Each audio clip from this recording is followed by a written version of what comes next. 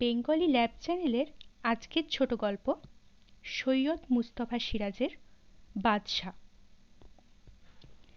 বাদশা ধান খেতে গিয়েছিল।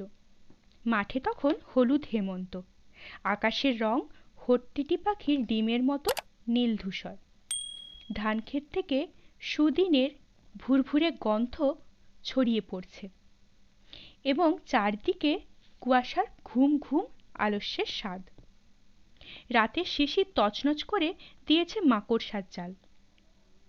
উদাসীন লাল পোকা নীল পোকারা সেখানে বসে রোদ শুকোচ্ছে। আর সেই বিচ্ছুরিত রোদ, শিশির, লাল পোকা, নীল পোকা ও মাকড়সার জাল দেখে মনে হয় ঝুটা রঙিন পুঁথি বসানো রাংতার রাজমুকুট শামিয়ানার তলায় ফেলে সাজঘরে চলে যায় রাজপুরুষেরা। শেষ রাতে হয়তো বড় বেশি ঘুম পেয়েছিল। বর্ষা এবার বড় তুখর ছিল, তাই বাদশা একটা প্রচণ্ড শীতের আশা করেছিল।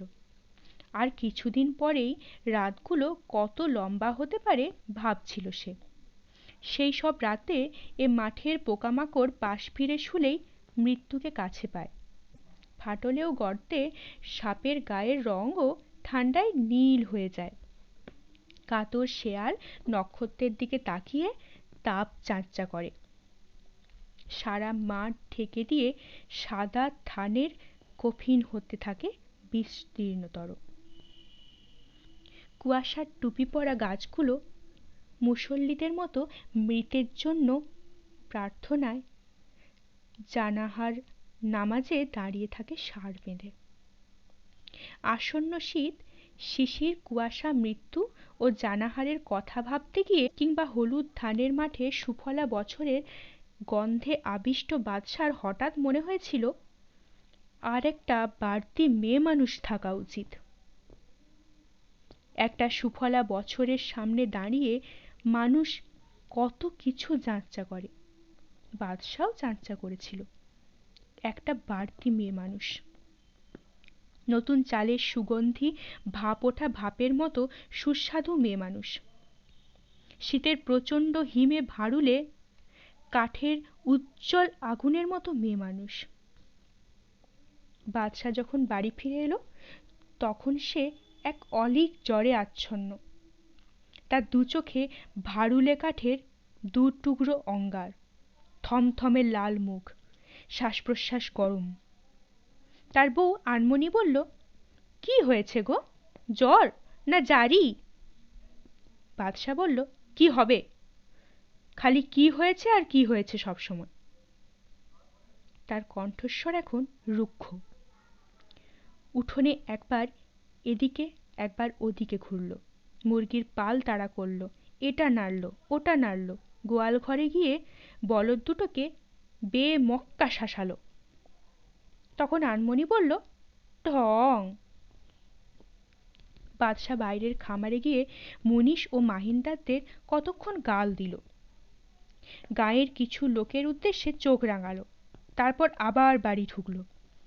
উঠোনে শীতের ধান শুকাবার মতো যথেষ্ট রোদ পড়বে না বলে মরা শ্বশুরকে এক চোট নিল। ঘরে গিয়ে তক্তা পোষে বসে ট্রানজিস্টার চালিয়ে দিল জোরে। তাই শুনে তার 5টা ক্ষুদে ছেলে মেয়ে ভিড় করে দৌড়ে এলো। বাদশা গর্জে উঠল, এই শাল শুকুনের পাল। এবার আনমনি উঠল ফুঁসে, কি হয়েছে কি তোমার? সাপের 5 পা দেখে এসেছো নাকি দিনে তারা দেখে এসেছো? সে হাতের কাজ ফেলে তার মরদকে দেখতে থাকলো। ছেলেমেয়েরা বাপের মেজাজ দেখে দেয়ালে সেটে গেছে। আনমনির কথা গ্রাহ্যই করল না বাদশা। অমনি আঁতে ঘা লাগলো আনমনির। ধাড়ি মুরগি যেমন চিলের ছো থেকে বাচ্চাদের ডানার তলায় ঢাকতে আসে, ঠিক সেই ভঙ্গিতে এগিয়ে ওদের আড়াল দিল। তারপর বাদশার কাছে ঝুঁকে ট্রানজিস্টারটার চাবিটা বন্ধ করে দিল। বাদশা গর্জে উঠল, এই মাগি! মাগি? তুমি আমাকে মাগি বললে? স্তম্ভিত আনমনির চোখ ফেটে জল বেরিয়েছে সঙ্গে সঙ্গে। যা এতকাল বুলোনি আজ মুখ দিয়ে তাই বেরুলো? সে আক্ষেপে অস্থির হয়ে ভাঙা গলায় বলতে থাকলো, হাজির বেটিকে মাগি ছাগি বুলার সাহস হলো তোমার? কোত্থেকে পেলে এ সাহস? বুলো, তুমি বুলো, কে এ সাহস দিলে তোমাকে? একরকম বেরুলে ফিরে এলে অন্য রকম। কেনে তা বুলো, কেনে, কেনে, কেনে বলো? আরমনি দেয়ালে মাথা ঠুকতে শুরু করলো। বাচ্চাগুলোর মুখে কথা নেই, তারা বাবা মায়ের এমন হুলস্থুলও কখনো দেখেনি। দেখেনি পাড়াপড়শি, গায়ের মানুষও। বাদশা বরাবর শান্ত, নিরীহ আর অমায়িক। তার চেহারায় উদাসীন সৌন্দর্য আছে, দৃষ্টি ভাসা ভাসা, অনেক দূরে ঘোরে। মাঠের দিকে তাকালে পুরো একটা দিগন্ত ও আধখানা আকাশটাকে ধরে রাখার ক্ষমতা তার ঈষৎ পিঙ্গল চোখ দুটিতে আছে। তার এই চাউনি দেখলে মনে হবে সে আজীবন ধান ক্ষেতের মধ্যে দিয়ে হেঁটে কোনো এক মক্কায় পৌঁছে যায়। একদা সন্ধ্যায় রাখাল ছেলে বাদশাকে বাঁ কাঁধে চাঁদ নিয়ে মাঠ থেকে আসতে দেখেই পছন্দ হয়েছিল ধার্মিক মানুষ তোরাব হাজির। একমাত্র আদরের বেটি আনমনির সঙ্গে বিয়ে দিয়েছিল। বাদশার বাপ ছিল ক্ষেত মজুর, মা ছিল মাঠকুড়নি, আর বাদশা ছিল তোরাব হাজির রাখাল। রাখাল জোয়ান হয়ে উঠলে তোরাব আলী তাকে জামাই করে নিয়েছিল। শেষবারের হজে গিয়ে বিলিতি ঘড়ি আর ট্রানজিস্টর এনে দিয়েছিল সে। মক্কার বাজারে কেনা পবিত্র তীর্থের খুশবুতে ভরা এক শিশি আতরও উপহার দিয়েছিল মেয়ে জামাইকে। চাষার সংসারে সারাক্ষণ কাজ আর কাজ, আতর মাখার ফুরসত কোথায়? ফুল ও পাখি আঁকা সবুজ বাক্সে সেই আতরের শিশি ঘুমিয়ে আছে গাঢ় ঘুমে। বাদশা ঘোরে মাঠে মাঠে সারাদিন, সন্ধ্যায় ফিরে এক পেট খেয়ে শুয়ে পড়ে। আনমনি উঠোনের উনুনে এক হাতে তুষের ধান সেদ্ধ করে, অন্য হাতে ভাত রাঁধে। সন্ধ্যা রাতের পেঁচাটা একবার ডেকেছে কি ডাকেনি তার চোখে ঘুমের ঢল। এবং তার মধ্যেই কিভাবে পাঁচটা ছেলে মেয়ে তার কোলে এসে গিয়েছিল। বাদশা এমন মানুষ, ওদের সবার নাম মনে রাখতেই পারে না, ভুল নামে ডাকে। টের পাইয়ে দিলে শান্ত হাসে। তার জানের দোস্ত হুরমুজ তার বাড়িতেই মাহিন্দার হয়েছে। বছরে মোটে 1 কুইন্টাল ধান আর মাইনে পুরো খরপোশ। সেই হুরমুজ তাকে বলেছিল, বেশি ছেলেপুলে হওয়া ভালো নয়। কেনে ভালো নয়? সুখ পাবা না হে। কেনে পাবো না? হুরমুজ মুচকি হেসেছিল। হাজির বেটিকে তো ছেলে বয়স থেকেই দেখছি, কি ছিল কি হয়েছে।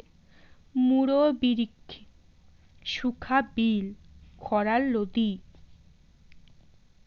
হুরমুজের বলার ধরনটি এরকম, উপমা ছাড়া আর কথা নেই। বাদশা বলেছিল, তাই বটে, তাই বটে হে। তারপর হুরমুজ তার কানের কাছে মুখ এনে ফিসফিস করে বলেছিল, আমি যা করেছি তাই করে ফেলো। চমকে উঠেছিল বাদশা। কি কি করেছো তুমি? পেলানিং। পেলানিং? হুঁ, পেলানিং। বাদশা সন্দিগ্ধভাবে বলেছিল, অসুবিধে হয় না? হুরমুজ হেসে খুন, বড় বড় হলুদ দাঁত বের করে বলেছিল, লা লা। খুঁটির সময় তার ন ল হয়ে যায়। সে আবার মাথাটি জোর নেড়ে বলেছিল, কোনো অসুবিধে লাই। চিন্তিত বাদশা বলেছিল, হাজির বেটি কি বলে দেখি, কথাটা তো ভালোই। আরমনির সাংসারিক বুদ্ধি খুব পাকা, বাপের শিক্ষায় তার শিক্ষা। বড় একটা ক্ষেত খামার চলছে তারই শলায়। বাদশা এত কিছু বোঝেন নাই, কিন্তু বাদশা অবাক হয়েছিল। হাজির বেটি তার কথা শুনে ধরা গলায় বলে, আমি আর পারি নে গো, আমার গতরখানা ওরা ছিঁড়ে খেয়ে ফেললে। সংসার দেখবো, গেরস্থালি সামলাবো না ওদের দেখবো? বাছারা আমার গুয়ে মুতে পড়ে থাকে, আর আমারও তো কত আহ্লাদ ছিল, বাপের দেওয়া শাড়ি ব্লাউজ বাক্সতে পোকায় কাটে, আতরের শিশি পচে ভুট হয়ে গেল। যৌবনে বুড়ো হয়ে গেলাম। বাদশাহ আরো একটু ঝুঁকিয়ে দিল। হুড়মুড় বলেছিল টাকাও পাওয়া যায়, অনেকগুলো টাকা। হুঁ, তুমি প্ল্যানিং করো। করি, কিন্তু বড় ডর লাগে। কিসের ডর? গোনা হবে না? শ্বশুর বলতো ওটা গোনার কাজ। বাপটা বলতো বটে, বলতো খিদের জ্বালায় ওরা প্ল্যানিং এর গোনা করছে। বুঝছে না, জান যখন দিয়েছে খোদা রুজিও তার। হুঁ, বা বলতো বটে। তাহলে? একটু ভাবনা চিন্তার পর হঠাৎ আনমনি ফিক করে হেসে বলেছিল, ধরতে গেলে মানুষের গোনার কি কমতি আছে? পায়ে পায়ে গোনা, অত ধরলে চলে? চলে না। আর শোনো, আজকাল তোমার পাশে শুতে বড্ড ডর লাগে। আবার যদি... আনমনির শ্বাস প্রশ্বাসের সুগন্ধে আবিষ্ট বাদশার মনে হয়েছিল, হায় রে হায়, এই তো একদিন উঠন্ত বুক নিয়ে মেয়েটা তার পাশে শুতে এলো। কানের পাশে সারা রাত অনর্গল কথা আর কথা। মসজিদে ভোরের আজান দিল, তখনও কথা। আর দেখতে দেখতে কি হয়ে গেল! বুড়ো বিরিক্ষি, শুখা বিল, খরার লদি। বর্ষায় চাষার মরারও ফুরসত নেই। একটা হপ্তা খরচ করতেই হবে, হুড়মুড় জানায়। বর্ষা গেল, ভাদ্রের মাঝামাঝি মাঠের কাজ থেকে খানিক ছুটি মিলল। তারপর বাদশাহ শহরের হাসপাতালে গিয়ে প্ল্যানিং করে আসে। গোপনেই রাখা হয় ব্যাপারটা। জর্জারির ছুতো রুখিয়ে কয়েকটা দিন শুয়ে থাকে বিছানায়। তারপর বাইরে বেরোয়, সাবধানে হাঁটে। অদ্ভুত অস্বস্তিতে ভোগে কিছুদিন। ওদিকে মাঠের ধান রং খেয়ে খেয়ে ডাগর হতে থাকে, বুকে থোড় আসে। গাঢ় সবুজ রঙের সেই বিস্তীর্ণ যৌবন দেখে বাদশাহ নিজের যৌবনের দিকে ঘুরে তাকায়। কত ছায়া ছায়া চুপ কথা মনে ভেসে আসে। একটা গোপন স্বাধীনতা এসে তাকে ছোঁয়ে। আর হাজির মেয়েও গেরস্তালির খড়কুটো ধুলো ময়লা থেকে মাঝে মাঝে উঠে দাঁড়ায়। তার চোখে কি এক ঝিলিক খেলা করে। প্রবল আবেগ নিয়ে শরীর সুখে লুঠে নিতে চায়, কিন্তু বাদশার তাতে খারাপ লাগে। আনমনির শরীর সেই একই মুড়ো বিরিক্ষি, শুখা বিল, খরার লদি। যে শরীরের দিকে তাকিয়ে সন্ধ্যাবেলা ঘরে ফেরা ক্লান্ত এক রাখালের মনে পড়ে যেত সবুজ দামে ঢাকা কিংবদন্তি জলা আর পানকৌড়ির ডানার শব্দ, দলপিপির ডাক। সেই শরীরে ফাটল ভরা থকথকে পাঁক, এবং কচ্ছিত পাঁকের কোনায় কয়েকটা ম্রিয়মাণ শালুক ফুল। আনমনি টের পাচ্ছিল ভুল করে ফেলেছে ঝোঁকের বশে। তার জোয়ান মর্তটাকে যেন সে নিজেই জোয়াল মুখে করে দিয়েছে। তার ছেলেপুলের বাপের চোখের সেই ভাসা ভাসা দৃষ্টিটা এখন যেন চঞ্চল, ইতিউতি চাউনি। মেয়েমনিষদের দিকে আর চোখে তাকিয়ে বাদশাহ অন্যমনস্ক, এবং হাজির মেয়ে ডাকলেই চমকে ওঠে। অমন শান্ত মানুষকে কোনোদিন কড়া কথা বলতে পারেনি আনমনি। তাই ঠাট্টার ছলে বলে, কি পদু মিয়ার মতো রাখনি চাই তোমার? বুলো না একবার মুখ ফুটে, বুলো বুলো, আমার তাতে বাধা নাই। তোমার সুখে বাধা দেব কেন গো? বাদশাহ শুকনো হাসি হাসে। তাই মনে হয় নাকি তোর? হুঁ, হয়। কেনে? তোমার চাউনি দেখে, তোমার হাব ভাব দেখে। আনমনি হাসির ছলেই বলতে থাকে, তা যদি ইচ্ছে হয় বাধা নাই আমার, কিন্তুক... কিন্তুক? তাই বলে নিকে করে কাউকে এ হাজি বাড়ি ঢোকাবে তা হবে না, স্পষ্ট কথা বলছি। আনমনি সব সইবে, সতীন সইবে না। এ আমার মরা বাপের শিক্ষে। বাদশাও ঠাট্টার ঢঙ্গে বলেছিল, ধম্ম তো আমি 4 বিবি রাখতে পারি জানিস? হুট, পারো, কিন্তু হাজির জমির ধান খাইয়ে তাদের পুষবে ভেবো না। 4 কেনে, ঝাঁকে ঝাঁকে বুলবুলি পোষো, গতর খাটিয়ে খোর পোষ জুগিও। এ হলো আনমনির সোজা কথা। বাদশা অভিমান দেখিয়ে বলেছিল, খোঁটা দিচ্ছিস? তোর বাপের খাচ্ছি তাই? পলকে আনমনির চোখে জল ছলছল। ঢোক গিলে মুখ নামিয়ে বলেছিল, কি কথায় কি? হাজির যা কিছু আছে সবই তো তোমার বই অন্যের লয়। একটু পরে কথাটা আরো স্পষ্ট হয়ে গিয়েছিল। সবই তোমার বেটা বেটির। সবুজ আশ্বিনে তাহলে একটা বিষপোকা এসে লুকিয়েছিল। হলুদ কার্তিকের এক সকালে সে ফড়ফড় করে ডানা মেলে উড়ে বেড়ালো আনমনির গেরস্থলিতে। এ পোকা আনমনি কেমন করে মারবে জানে না। কদিন পরে গাঁয়ের ডাক্তার হরিপদবাবু দেখলেন ডিসপেনসারির সামনে শিউলি গাছের কাছে একটি মেয়ে দাঁড়িয়ে আছে, মাথায় ঘোমটা, গায়ে লাল চাদর ঢাকা। এখনো শিউলির গন্ধ ফুরিয়ে যায়নি। তার পায়ের কাছে শিউলি কুড়োচ্ছে জামা প্যান্টুল পরা একটা বাচ্চা। দেখে নিয়ে হরিপদবাবু প্রেসক্রিপশন লিখতে লিখতে বলেন, ওটা কে রে, ওই মেয়েটা? এক রুগী মিনমিনে গলায় বলে, তোরাব হাজির বেটি, বাদশার বউ। হরিপদবাবু নড়ে ওঠেন, ডেকে বলেন, ওখানে কেন মা? ছি ছি, খবর দিলেই যেতাম। এসো এসো, কি হয়েছে? তোমার নিজের না বাচ্চার? হাজির বেটি কয়েক পা এগিয়ে ঘোমটার ফাঁকে বলে, একটু কথা ছিল ডাক্তারবাবু, অল্প একটুকুন কথা। সবার ছামুতে তা কথা বলা যাবে না ডাক্তারবাবু।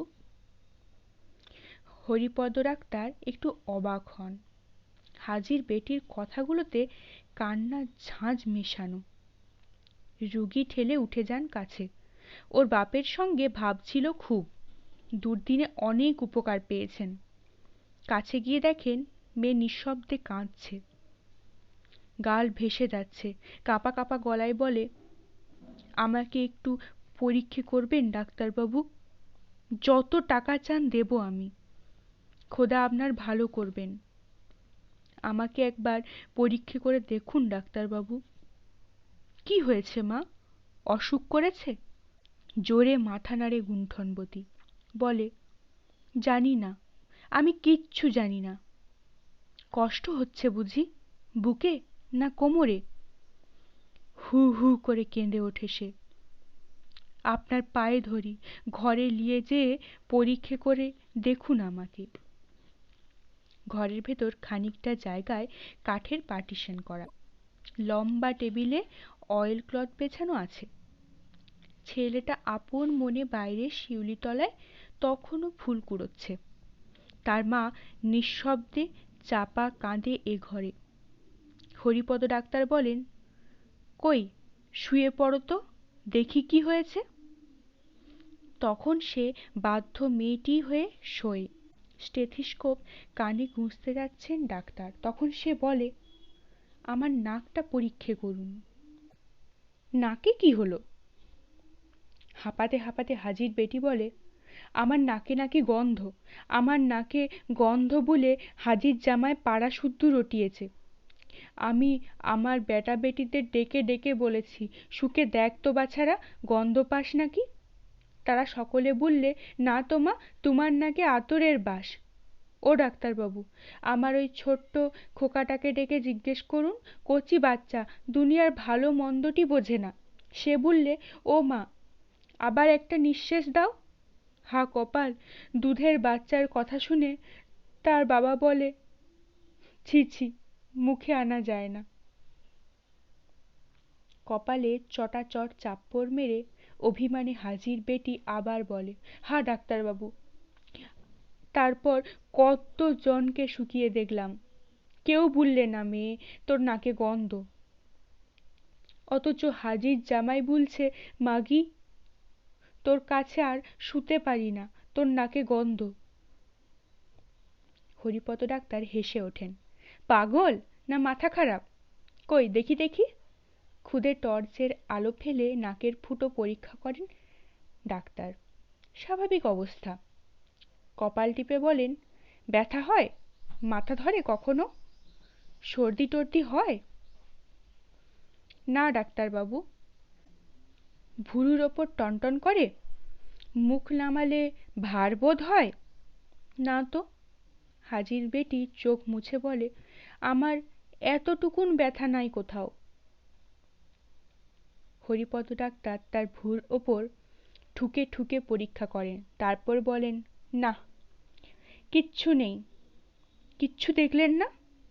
না। আনমনি অয়েল ক্লথে 2 কনুই রেখে শরীরের ওপরটা তুলে বলে, আপনি আমার মরা বাপ। ও ডাক্তারবাবু, আপনার পায়ে ধরি, আপনি নিজে একবার আমার নাকটা শুকে দেখুন। বিব্রত ডাক্তার কাচুমাচু হেসে বলে, না না, আমি আপনার বেটি ডাক্তারবাবু। অগত্যা ডাক্তার তার মুখের দিকে একটু ঝুঁকে পড়েন। তারপর সোজা হয়ে দাঁড়িয়ে হাসতে হাসতে বলেন, আতরটা তো দিয়েছ বুঝি? মুখ নামিয়ে আনমনি বলে, কাল রাতের বেলা একটুকুন আতর দিয়েছিলাম, লুকোবো না। আমার বাপের আতর, সেই মক্কা মদিনার জিনিস ডাক্তারবাবু।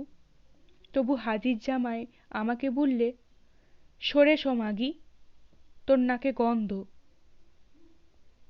মিথ্যে বলেছে। জল ভরা চোখে কাকুতি মিনতি করে হাজির মেয়ে।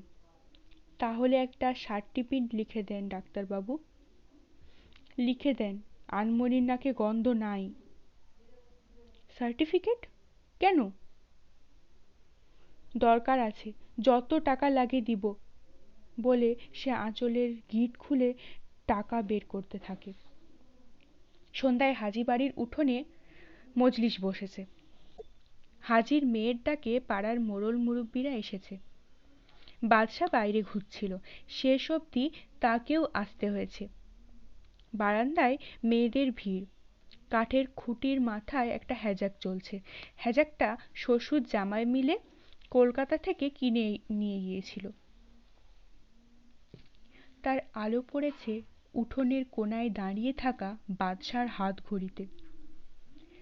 কানকুটরির পোকার মতো উজ্জ্বল নীল দুটো কাঁটা চকচক করে উঠেছে। বারান্দা থেকে তার দিকে আঙুল তুলে আনমনি নালিশ করে, আপনারা শুধন ওকে, পষ্টাপষ্টি শুধন। কেনে একদিন পরে আমার নাকে গন্ধ পেল তা শুধন। একটা গম্ভীর কণ্ঠ ওঠে, বাপ বাদশা। হাজির বেটি ও কথা কেনে বলছে? আমি ওর কাছে শুতে পারি না, গন্ধ লাগে। বাঁকা হেসে মোড়ল বলে, গন্ধ কি হঠাৎ পেলে বাপ বাদশা? এতকাল পাওনি? পেয়েছি, বরাবর পেয়েছি। মজলিস নড়ে ওঠে। বারান্দায় সাড়া পড়ে যায়। আনমনি নিষ্পলক চোখে তাকায়। বরাবর পেয়েছ? তাহলে একদিন বুলোনি কেনে বাপ? বলিনি। হাজির মুখের দিকে তাকিয়ে, আমাকে সে মানুষ করেছিল, কষ্ট পাবে, তাই বুড়ো মানুষটাকে কষ্ট দিতে চাইনি। আনমনি বাঘিনীর গলায় গর্জে, মিথ্যে মিথ্যে মিথ্যে। তারপর হরিপদ ডাক্তারের সার্টিফিকেট ছুঁড়ে দেয় মোড়লের দিকে। হরি ডাক্তার সার্টিফিকেট দিয়েছে, পরনদারকে দিয়ে পড়িয়ে শুনুন আপনারা, ওই লোকটাও শুনুক। বাদশা বলে ওঠে, টাকা দিলে 50খানা সার্টিফিকেট পাওয়া যায়, আমার নিজের নাক। মোড়ল সার্টিফিকেট মুঠোয় ধরে ফেলে, তাহলে কি তোমার কথা সেটাই শুনি। বাদশা মুখ নামিয়ে বলে, হাজির নুন খেয়েছিলাম, নুন শোধ দিয়েছি। মাথা দোলায় মোড়ল, তা বললে তো চলবে না বাছা। কেমন করে শোধ দিলে বুঝিয়ে দাও। কেমন করে? কেমন করে? হাজি চেয়েছিল তার বেটি যেন পিতা পুরুষের ভিটে আগলায়, আর চেয়েছিল তার ভুঁই ক্ষেত যেন ভিন গায়ের কেউ ভোগ না করে। কেমন কিনা? হুঁ হুঁ, আমি হাজির বেটিকে ছেলেপুলে দিয়েছি, ভিটেয় রানী হয়ে বসে আছে। নুন শোধ হয়নি আমার? মজলিস হেসে ফেলে। কেউ কেউ বলে, এটা ঠিক কথা বটে। মোড়ল তাদের থামিয়ে দিয়ে গম্ভীর কণ্ঠস্বরে বলে, বেশ, নুন শোধ করেছ। তারপরে? তারপর বাদশা একটু ইতস্তত করে ফের বলে, তারপরে তার দোস্ত হুরমুজ গতিক দেখে মুখ খুলে, বাবা সকল, বাদশার কথা হলো সে নিকে করবে, যারই ভুঁই ক্ষেত আছে সেই করে, বাদশাও করবে, তাতে দোষ কি? আনমনি হুরমুজের দিকে ফ্যাল ফ্যাল করে তাকিয়েছিল, এবার ফুঁসে ওঠে, ওরে নেমো খারাম, ওরে শয়তানের ছা, দুধ দিয়ে কালসাপ পুষেছিলাম রে, তুই তবে ওর মুন্তি হয়েছিস, ধিক তোকে। আবার সাড়া পড়ে যায়। মোড়ল চড়া গলায় ধমক দিয়ে চুপ করায় সবাইকে। তখন সবাই চুপ চুপ বলে চেঁচায় কিছুক্ষণ, তারপর স্তব্ধতা আসে। সেই স্তব্ধতার ওপর হ্যাজাকের শোঁ শোঁ শব্দের আড়ালে হাজির মেয়ের চাপা কান্না শোনা যায়। উড়োউড়ি করে পোকার ঝাঁক। তারপর বাড়ির কুকুরটা ডেকে ওঠে। মোড়ল বলে, তাড়াও তাড়াও। কুকুরটা বাদশার প্রিয়, তাকে চুপ করিয়ে পায়ের ফাঁকে চেপে রাখে সে। কুকুরটার লেজে জোনাকি, তাই ছটপট করতে থাকে।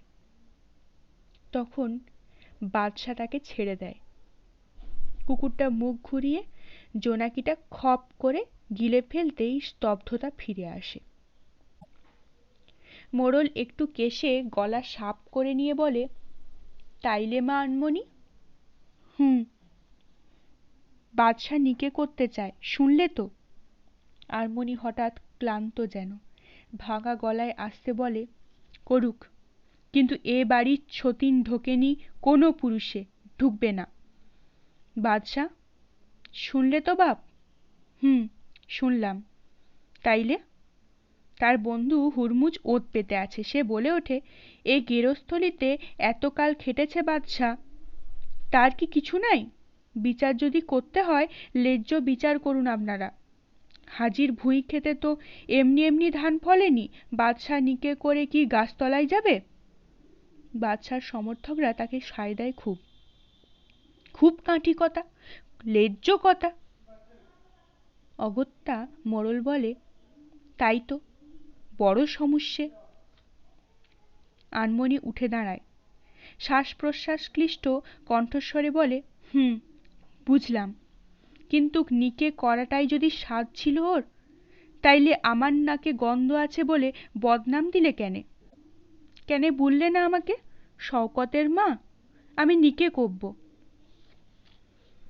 ধূর্ত হুরমুজের চোখে শেয়ালের নীল চোখের মতো চিকচিক করে।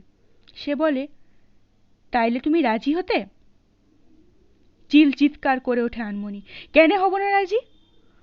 ওরে গোডহরের শুকুন, আমি হাজির বেটি আনমনি রে, পাপিষ্টি বিলবাউতের ভূত।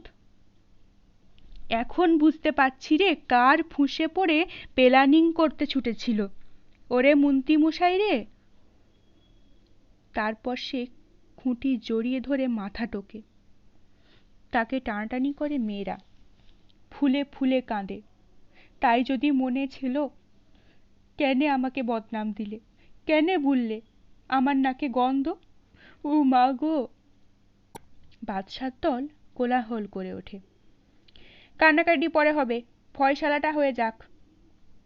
পলকে আনমনি ঘুরে দাঁড়ায়, তার কপাল ফেটে রক্তের ক্ষীণ ধারা, তার চুল আলুথালু, তার শাড়ির আঁচল খসে পড়েছে, লাল ব্লাউজের বোতাম ঘর বাচ্চার দৌরাত্মে খোলা আছে, তাই তার বিশাল জননীস্তন হ্যাজাকের কচি কলা পাতা রঙের আলোয় ঝলমল করতে থাকে।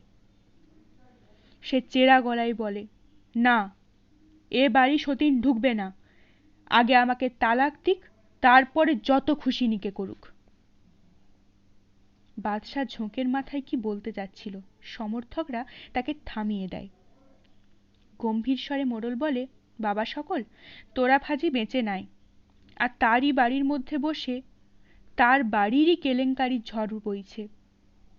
তবে কথা কি, হাজি না, কিন্তু আমরা আছি।